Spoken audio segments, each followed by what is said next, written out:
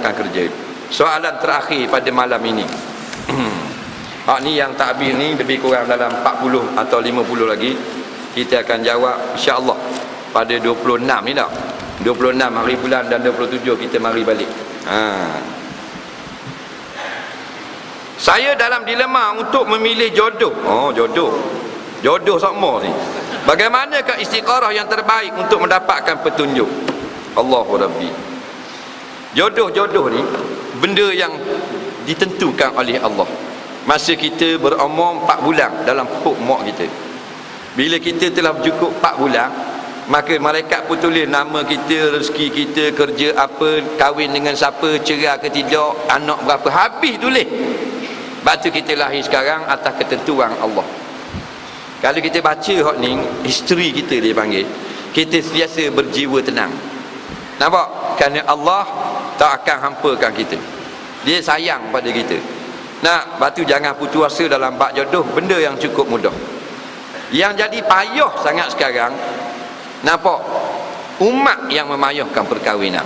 Kahwin dalam Islam benda yang mudah. Nabi kata, "Nak apa ni?" Sahabat kata, "Saya nak." Nak mu ada berapa ringgit? Ada 10 ringgit. Kahwin. Panggil akad nikah, kahwin. Tu cerita-cerita dalam hadis. Rekah. Senang sangat. Tapi masyarakat sekarang ni menyusahkan. Saat ni lah pasal tak ada ilmu. Payah. Kadang-kadang mari tengok dah, ayah berkenang, mak pula tak berkenang. Pasal apa? Laki-laki pakai motosikal. Mak kata motosikal, kalau kereta mak bagi dah. Lah bukan mak nak nikah anakmu. Ni mak ni patut kalau kita mentaliti ataupun sistem Melayu ni kita pelik.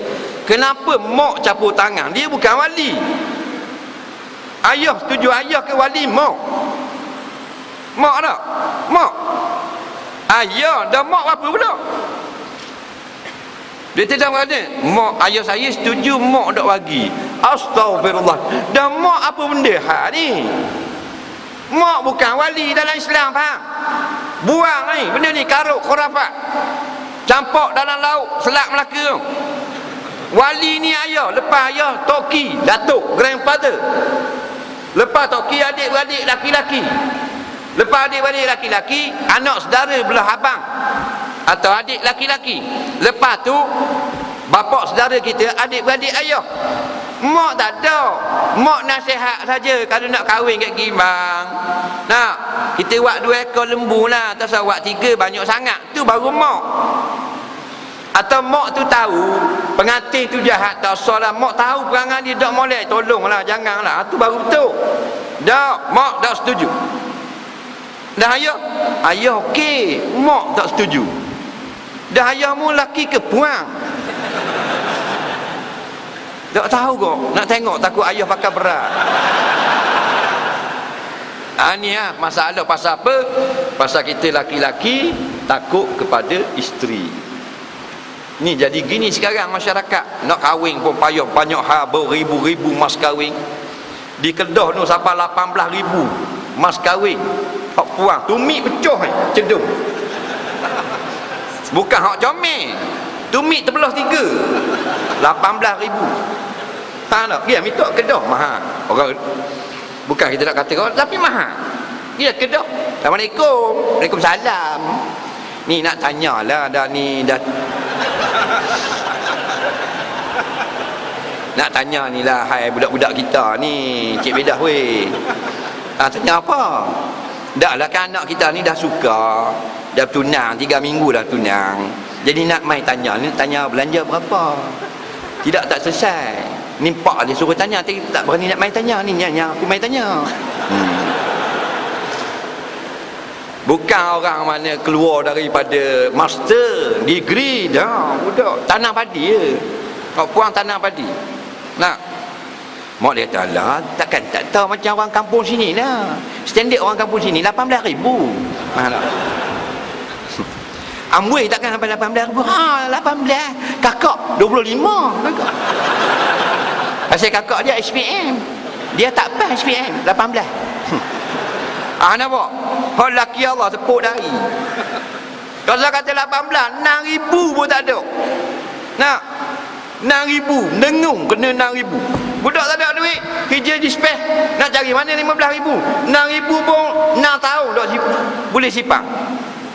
Mak kata 6,000. 6,000 Allah berat. Ingat 3,500. 6,000 baik aku beli RZ baru. Hari-hari boleh naik. Ni ada ke hari tak boleh naik. Jadi ambil sabda Nabi SAW, sebaik-baik perempuan, sebaik-baik jodoh, yang paling murah belanjanya barakah, turun kebajikan daripada langit. Jodoh kalau kita tengok tak molek, istikharah. Bila istikharah tak nampak, teruskan istikharah. Bila istikharah petunjuk dia gini. Kalau kita ingat kepada perempuan jodoh kita tu, hati terasa lapang, maka itu tanda jodoh yang baik. Tapi kalau kita sebut nama dia, tengok gambar dia, jadi sempit dada, jadi serabut fikiran, maka itu pertunjuk itu bukan jodoh yang baik. InsyaAllah kita akan dipertemukan lagi. Nampak pada 26 dan 27 hari bulan ni. Saya terima kasih kepada pihak masjid yang telah memberi kebenaran untuk berkuliah pada malam ini.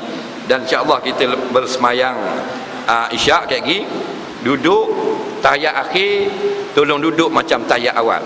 Sebab ramai orang kalau duduk macam tahiyat akhir sempit jadi. Faham tak? Tak ada masalah. Tahiyat akhir kita duduk macam tahiyat awal. Faham? Supaya ramai orang sempat. Dan kita akan berdoa lepas daripada semayang kayak gini untuk memberi apa benda ni, anak-anak kita berjaya di dalam peperiksaan yang telah tiba. Assalamualaikum warahmatullahi wabarakatuh.